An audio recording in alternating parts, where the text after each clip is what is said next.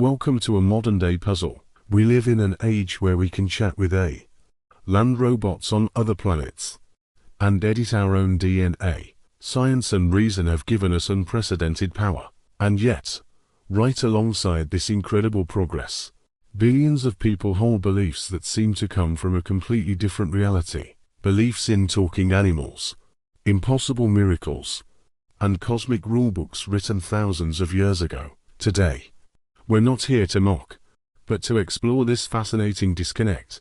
How do these two worlds, the world of logic and the world of faith, exist side by side? Let's dive in. First, let's talk about time. Science, through geology, physics, and astronomy, tells us a clear story. Our Earth is about 4.5 billion years old, and the universe is nearly 14 billion. It's a vast, epic timeline, but for many, this story is a fiction. They believe the Earth is just 6,000 years old, created in 6 literal days. They base this not on carbon dating or cosmic background radiation, but on genealogies pieced together from ancient texts. Here's the thing that's truly mind-bending. Many who hold this belief use technology born from the very science they reject. They'll use a GP, powered by Einstein's theory of relativity, to drive to a museum that claims Einstein was wrong. It's a contradiction so profound. It's like using a smartphone to tweet that electricity is a hoax. This isn't just about a difference of opinion. It's about living into conflicting timelines at once. Next, let's look at beliefs that seem to bend the very laws of nature.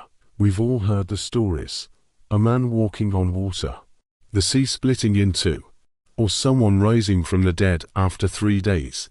These are called miracles, and they are foundational to many faiths. But let's do a quick thought experiment. If your neighbor told you he spent the weekend in the belly of a giant fish, you'd probably be concerned for his mental health. You'd want proof, right? A video, maybe some witnesses. Yet, when these same stories come from a 2,000-year-old book, written by anonymous authors, they are accepted as absolute truth. This extends to faith healing, where prayer is believed to cure terminal illnesses. The logic often creates a no-lose situation for the belief itself. If the person recovers, it's a miracle. If they don't, it was God's will. This creates a protective bubble around the belief, making it impossible to question, even in the face of tragedy. Finally, let's talk about the rules for living and for dying. One of the most challenging concepts is the idea of hell, an eternal place of torment for finite mistakes. And often, that mistake isn't an act of cruelty, but simply holding the wrong belief. Think about it. If a human parent threatened to torture their child forever for disagreeing with them, we'd call it monstrous. Yet, when attributed to a divine being, it's called justice. The logic just doesn't add up. Then there's the concept of original sin, the idea that every baby is born guilty because of a mistake made by the first 2 humans. A newborn, in its purest state of innocence, is already considered flawed. This single idea becomes the justification for an entire system of sacrifice and redemption. Without the problem of original sin, the proposed solution becomes unnecessary.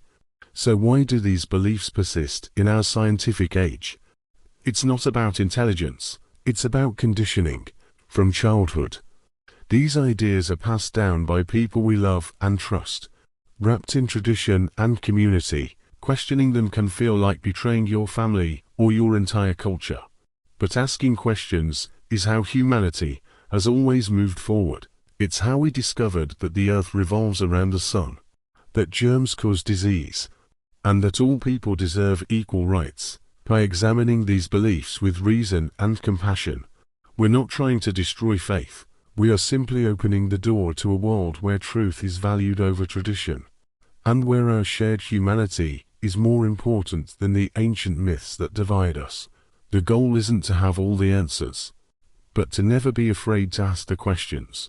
Thanks for watching.